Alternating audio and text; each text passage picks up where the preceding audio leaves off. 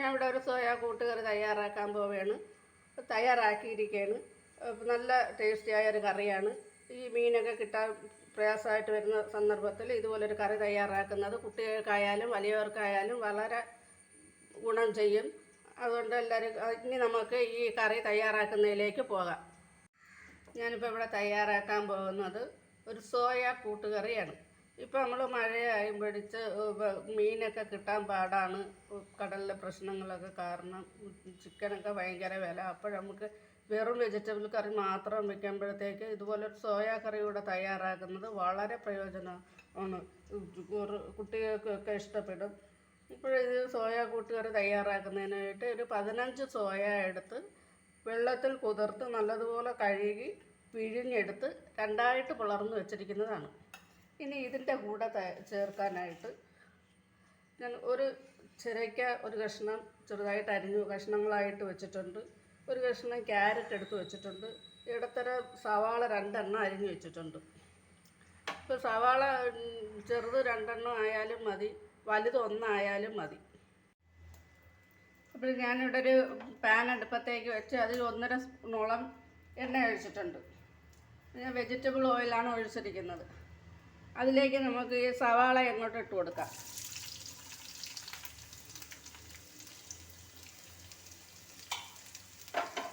സവാള നല്ലതുപോലെ വാട്ടിയെടുക്കണം.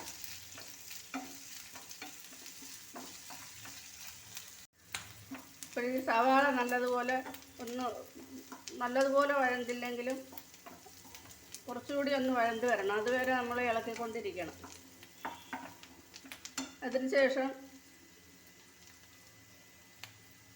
നമുക്ക് ഈ മസാല അങ്ങോട്ട് ചേർത്ത് കൊടുക്കാം. മസാല എന്ന് പറഞ്ഞാൽ ഞാൻ ഇതിനു വേണ്ടി എടുത്തിരിക്കുന്നതെന്ന് പറഞ്ഞാൽ 1/4 ടീസ്പൂൺ മഞ്ഞൾപ്പൊടി, 1/4 ടീസ്പൂൺ കുരുമുളക് പൊടി, ഒരു ഗരം മസാല ഒരു 1/4 ടീസ്പൂൺ, അതുപോലെ 1 ടീസ്പൂൺ മുളക് പൊടി, 1 ടീസ്പൂൺ മല്ലിപ്പൊടി. ഇത്രയാണ് ഞാൻ എടുത്തിരിക്കുന്നത്. അപ്പോൾ ഇത് അതിലേക്ക് ഇട്ട് കൊടുക്കാം. വീണ്ടും നല്ലതുപോലെ വഴറ്റി കൊടുക്കണം.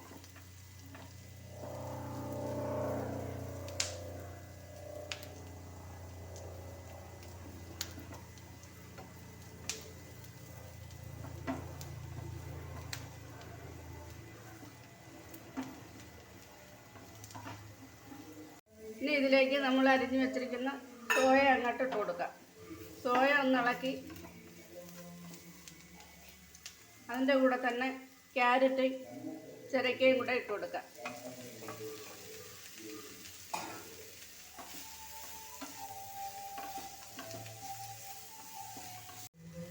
ഇതിലേക്ക് നമുക്ക് ആവശ്യത്തിന് ഉപ്പിട്ട് കൊടുക്കാം.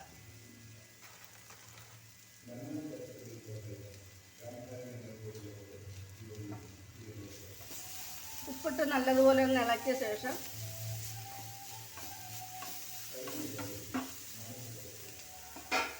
അരക്കപ്പ് വെള്ളം ഒഴിച്ച് വേവിക്കാം. അപ്പോൾ നമ്മളിത് 5 മിനിറ്റാണ് അടച്ച് വേവിക്കേണ്ടത്. അപ്പോൾ 2 മിനിറ്റ് ആയിട്ടുണ്ട്. അപ്പോഴൊന്ന് ഇളക്കി കൊടുക്കാം. ഇളക്കിയതിന് ശേഷം വീണ്ടും ഒന്നുകൂടെ ഒന്ന് അടച്ച് വേവിക്കാം.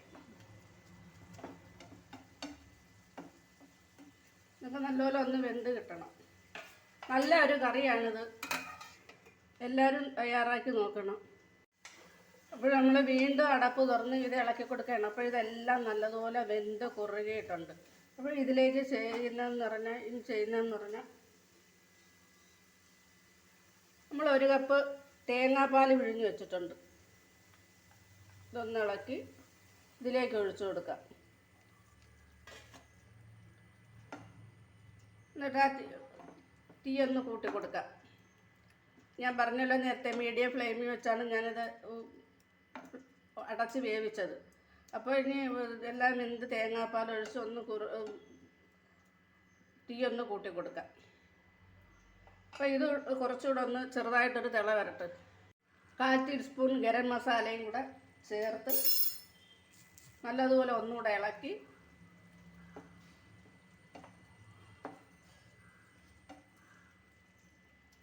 അടുപ്പിൽ നിന്ന് മാറ്റാം.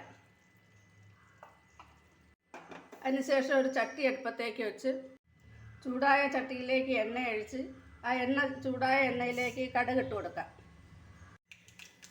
കടുക് പൊട്ടി വരുമ്പോഴത്തേക്ക് നമുക്ക് ഇഞ്ചി ഇട്ട് കൊടുക്കാം. പൊട്ടി തീരട്ട്.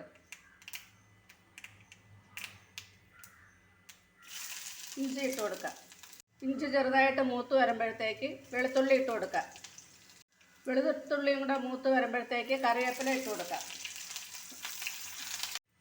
ഇത് നമുക്ക് തയ്യാറാക്കി വെച്ചിരിക്കുന്ന കറിയിലേക്ക് ഒഴിച്ചു കൊടുക്കാം.